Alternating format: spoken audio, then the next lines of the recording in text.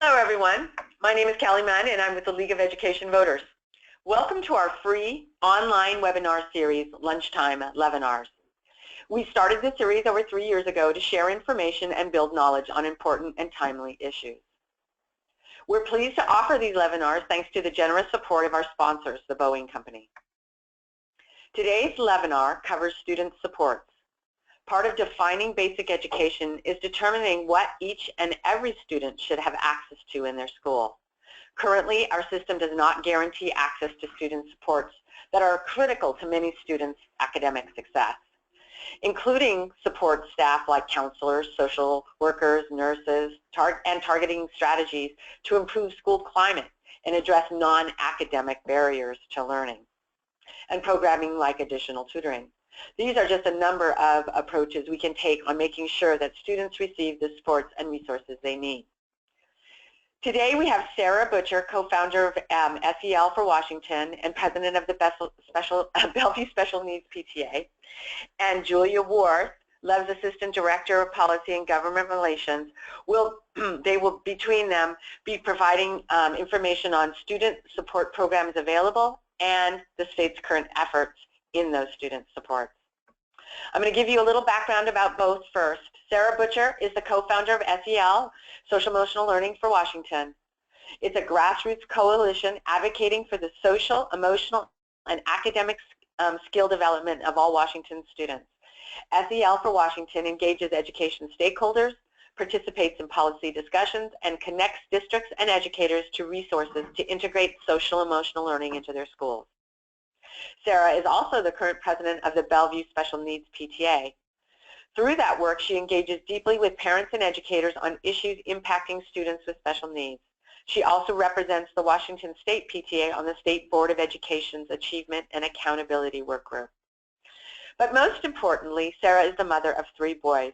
Her drive for advocating on education issues stemmed from the experiences with her own children's education. Sarah believes that we must educate and empower parents and strengthen Washington State's education policies to be responsive to the needs of the whole child if we are to realize the successful outcomes we strive for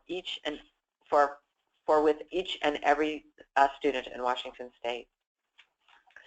Julia Warth joined the League of Education Voters in 2015. Prior to joining LEV, she worked as a senior research analyst for the Washington State Board of Education. She helped launch the Washington State Charter Schools Association and worked in public policy consulting.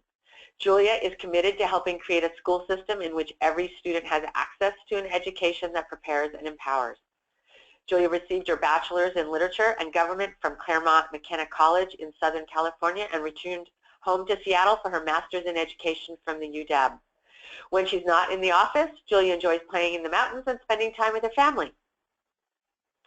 So now that we know our 2 speakers, just a couple of housekeeping for those of you who've been with us before. This is old news, but for those of you who are joining us for the first time, you'll notice a chat function on the right side of your screen if you're on screen. This is a space for you to type and pose your questions to us. As always, feel free to send any feedback about the webinar quality to us on the chat function or at info@educationvoters.org. Welcome, Sarah and Julia. Thank you, Kelly. So this is Sarah Butcher, and I just want to begin with taking some time to go over some data points and ground us in the knowledge of our students in our state and kind of help frame the conversation we're going to have during our brief time together. So we know that students in Washington are faced with multiple relational and environmental stressors and complex challenges that impact their ability to learn and achieve their full potential. So we see that as we look at the data around who our students actually are in schools, and then when we think about the outcomes and information that we receive through different indicators around mental health and well-being of our youth. We expect our students to enter a classroom ready to learn and really leaving all their concerns and worries at the door. And then we expect the teachers to educate all those students. And we know, again, when we look at the data, that we aren't equipping them with the skills and supports that they need to meet the varied needs of their students. So when we think about this, we can recognize that our current education system was not created to serve the students in our schools now. And so really this is about an evolution, and how do we move forward to ensure access and opportunity and realize the education promises that we make for all students in our state. So as we see that impact of that ill-equipped system through the lens of lost learning time.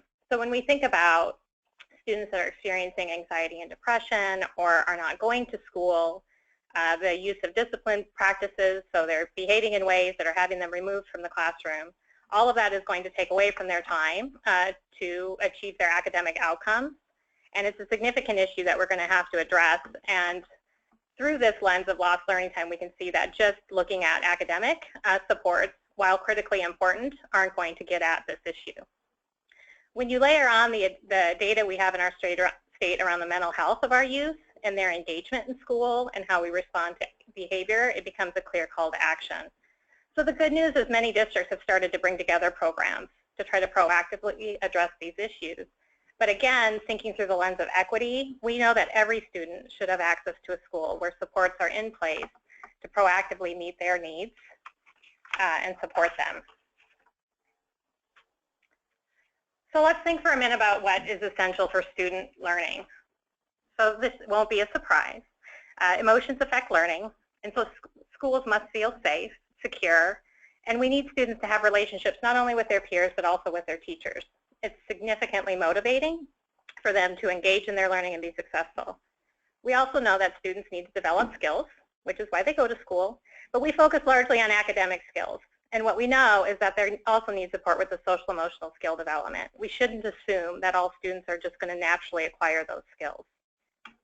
In addition, clearly students must be physically healthy, but we're also recognize that they need to be emotionally healthy so that they're able to attend to their learning.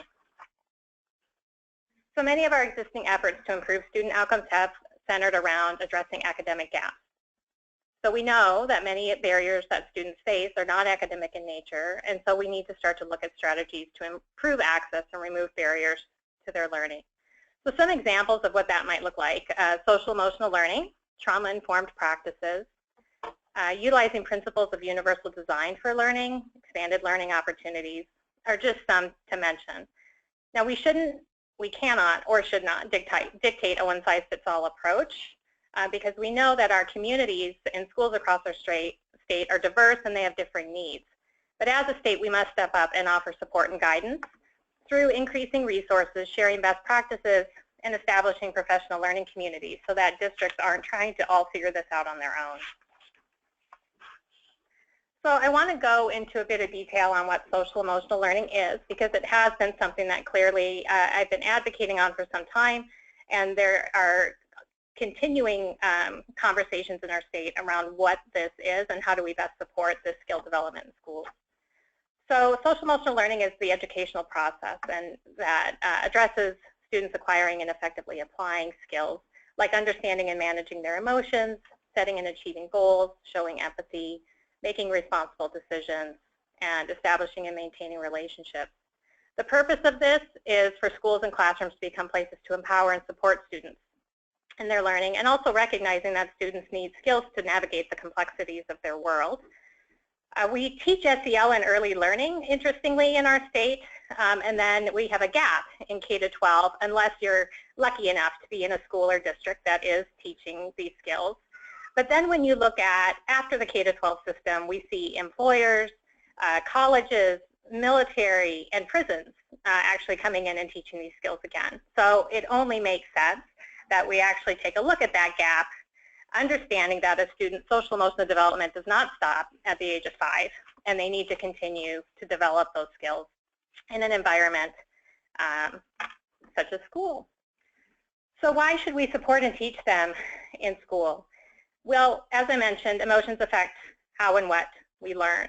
So we know that anxiety, stress, and fear can cause information processing to be short-circuited, meaning that it's not going to go into long-term memory for a child. So when we think about bullying issues, we think about our children who've experienced trauma, right? These pieces that are forefront in a child's mind. By having the social-emotional skills in school, we can start to address that and empower those students with skills to be able to address that issue.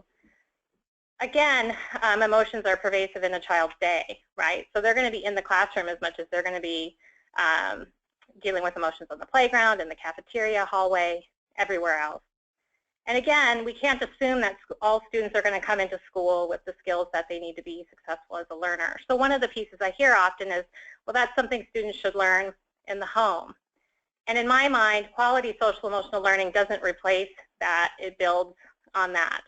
And again, we can't assume that every student is going to come into school with exactly the ideal skill set that we need for them to have.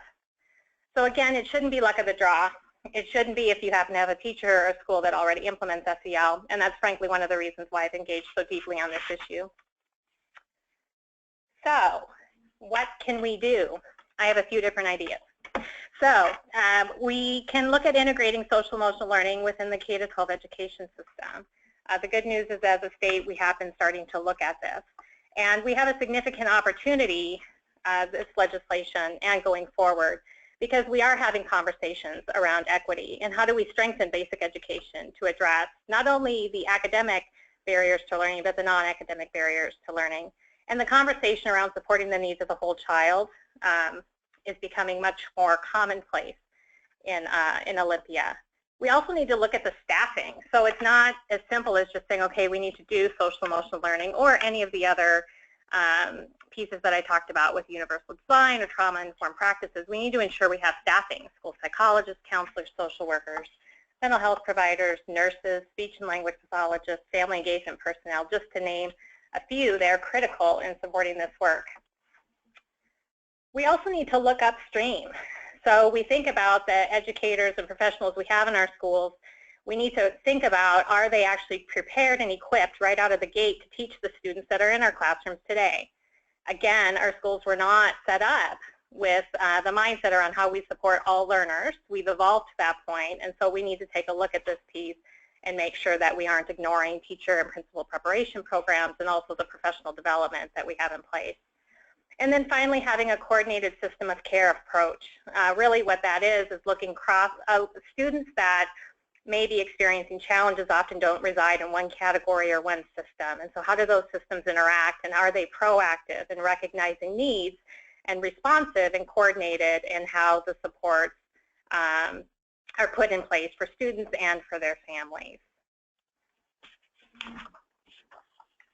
So you are able to stay informed on these issues if they're of interest to you, which I hope they are, by going onto the SEL for Washington website, selforwa.com. As Kelly mentioned, we are a grassroots coalition, so this is a conversation that has grown out of communities across our state, from large urban centers all the way to tiny little rural communities, and it's educators and parents and community members who care about the whole child, supporting the mental health and well-being and social emotional skill development, and it's critical that all our voices continue to stay involved. So with that, I'm going to pass it to Julia. Great. Thank you so much, Sarah. That was great information. So now I'm going to give a little bit of context on what the current landscape looks like in Washington State from the state level and what is available in terms of student supports. Currently, in our program of basic education, we attempt to provide student supports in a couple of different ways. So through staffing in schools, and then through the 4 categorical funding programs. So that's the Learning Assistance Program, which is intended to serve students that are struggling academically, the Special Education Program, the English Language Education Program, which is called the Transitional Bilingual Instructional Program, and the Highly Capable Program. So we'll start with the staff that are currently available in schools. So our state allocates funding to districts, so it calculates an amount of money that each district is going to get from the state based on what it calls the prototypical school. And this school is a school building of a certain number of students. So for an elementary school, it's 400 students, middle school is 432, and a high school is 600 students. And the way the prototype model works is it says for each high school of 600 students, you would need 1.8 principals, a certain number of counselors, a certain number of social workers, and other support staff. So the prototype model does allocate funding for counselors, nurses, social workers, and psychologists. There is also a category for a family engagement coordinator, which is not currently funded. But these amounts that are in the prototypical model are not actually for full-time staff. So you get very odd fractions of full-time staff, like 0.0815 of a social worker for every 400 elementary school students. So it's not a realistic way for schools to actually, for districts to actually staff their schools, but it also means that the state's not providing enough money to actually hire those staff positions in the school. And when the state is allocating money to the district, it is really just for allocation purposes. So a district might receive money to hire counselors, but the district is not actually required to hire those counselors. And so whether or not a student has access to these support staff positions in their school is a district level decision, even if the state sent money for those positions. And as I mentioned earlier, the state doesn't necessarily send enough money to actually hire those people either. The Learning Assistance Program, as I mentioned, is to support academically struggling students. And so this would provide additional services and supports to students that are found to be behind grade level in either English or reading and math. The funding for this program is allocated based on the student's income status. So what is your low income enrollment in a district? But students are actually found to be eligible for the services based on their academic performance, so if they're not meeting standard, not as a result of their income. So this program does not serve all low income students, but it also does not serve all academically struggling students. The Learning Assistance Program provides primarily academic supports, and this includes tutoring, which could be one-on-one or small group tutoring, and extended learning time. Districts may also use 5% of the funds that they receive for the Learning Assistance Program on what's called Readiness to Learn supports. And these are supports that include behavior supports, mental health, physical health, and other non-academic supports. So a lot of the things that Sarah was talking about that are so important to learning, only 5% of the Learning Assistance Program funds can actually be spent on those things.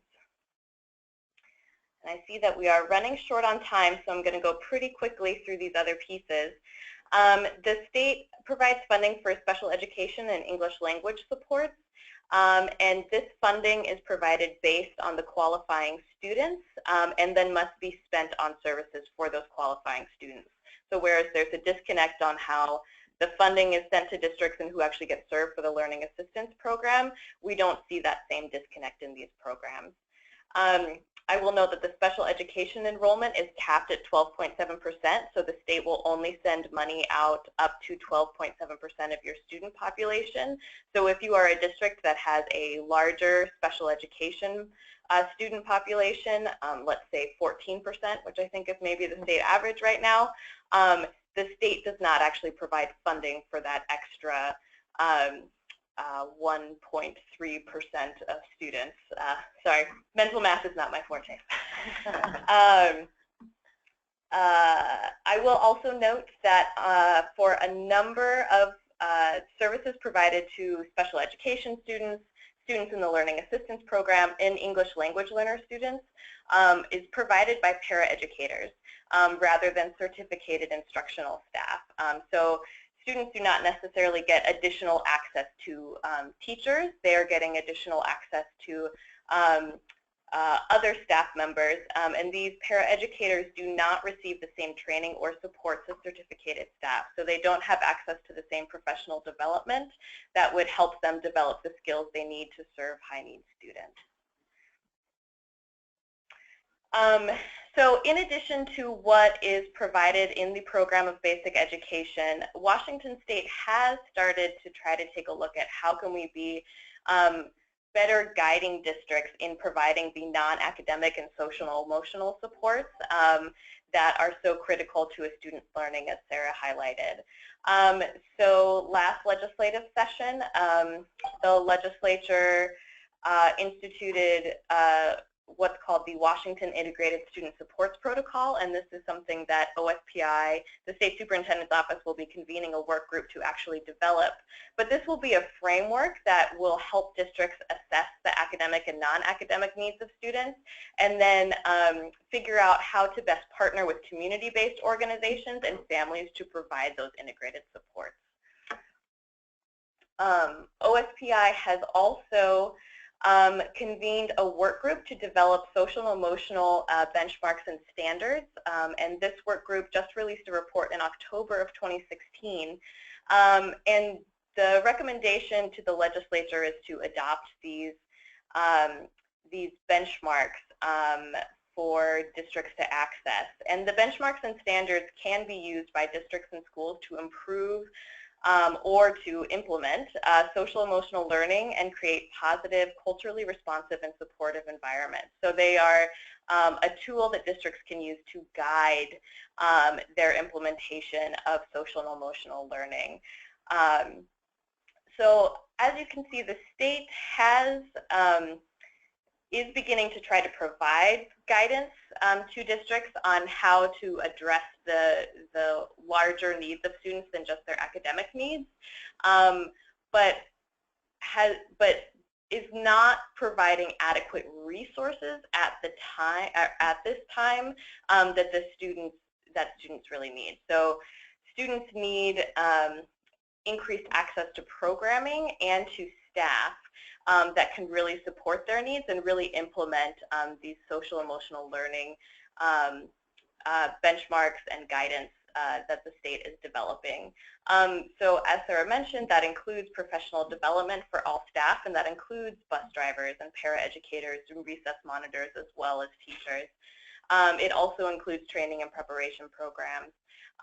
And a system that acknowledges that students have multiple needs and multiple assets, and so the way that we serve students cannot be siloed because students themselves do not exist in these silos. So with that, I would be happy, I think both of us would be happy to take any questions. Thank you, Sarah and Julia. We have about 10 minutes for questions.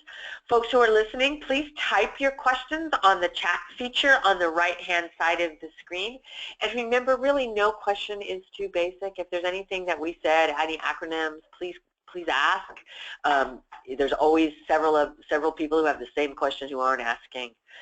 We have one question that has already come in, and I will start there. Is there any legislation, I'm assuming right now, that addresses student supports that we can get behind? Yes, there are some bills that have been in play, although some of them have stalled, but components of them are likely to continue to be part of the conversation.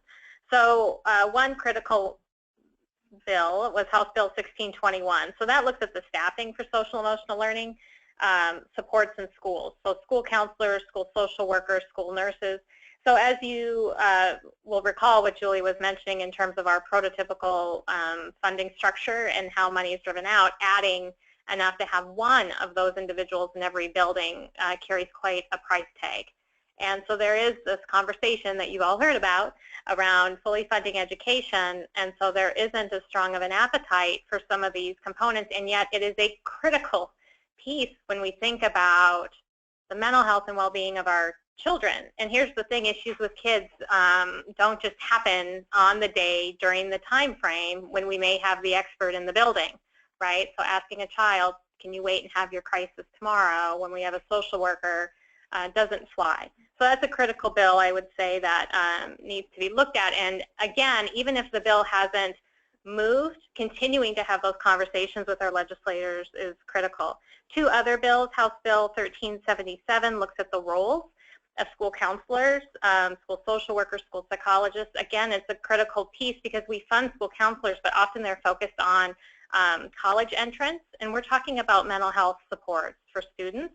And so being clear that it shouldn't be an either or, that we need experts with those skills in all buildings so all students have access to them.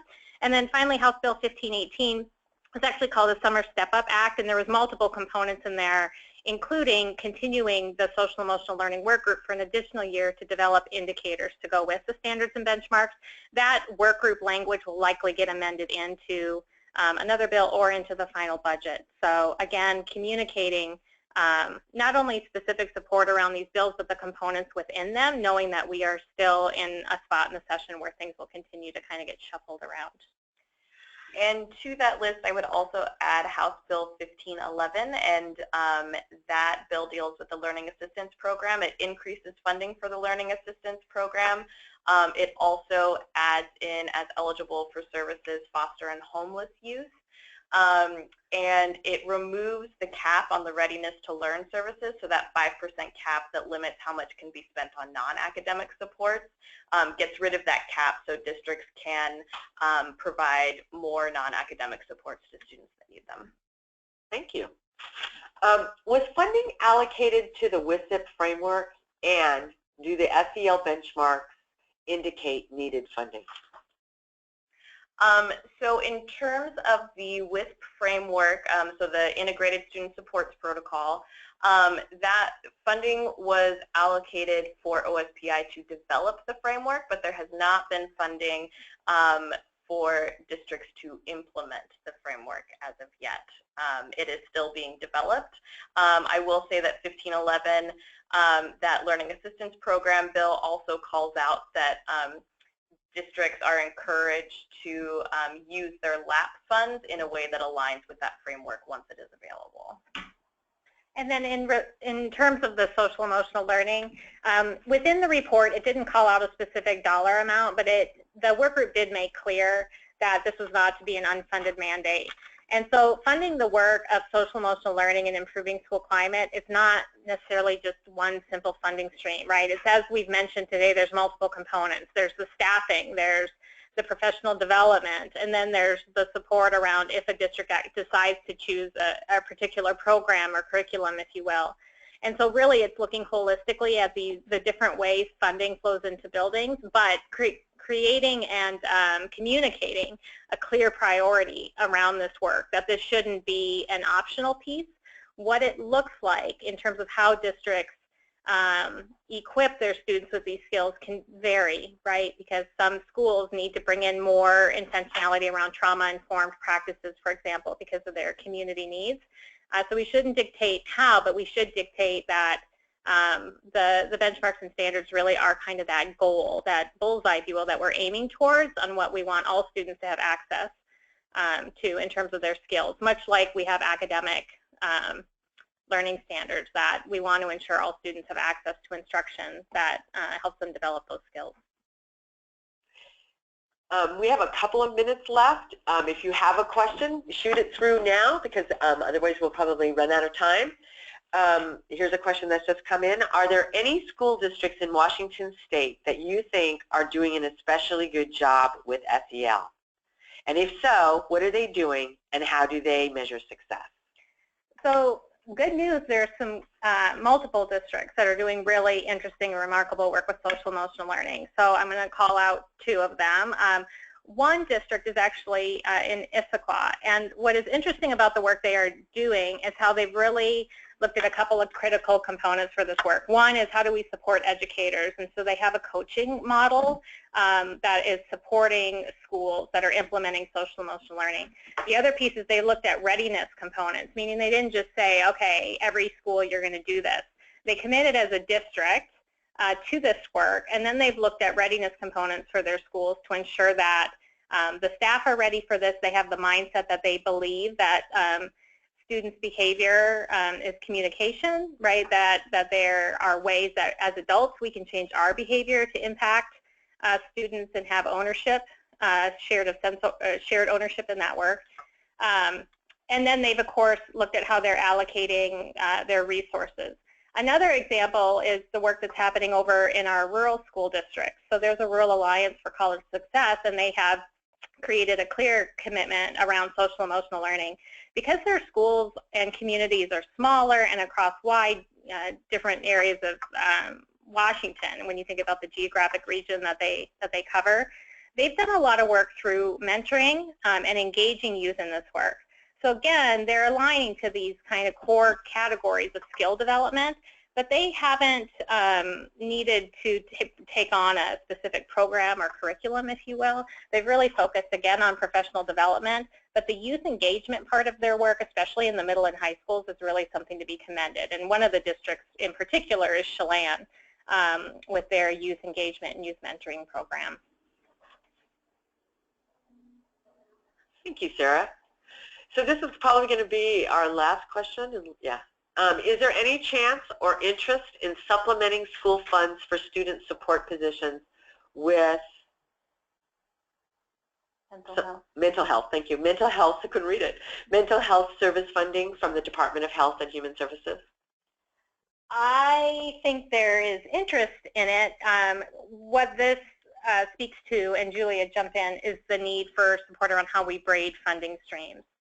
So we drive funding through different categories, and how schools are able to braid that together and utilize that, they're going to need support with, especially when we think about kind of accountability around how funds are spent. So again, this is why shifting the conversation to putting students at the center of this and what is the right thing for our students, again, knowing that we've made some significant promises to students in our state, rightfully so.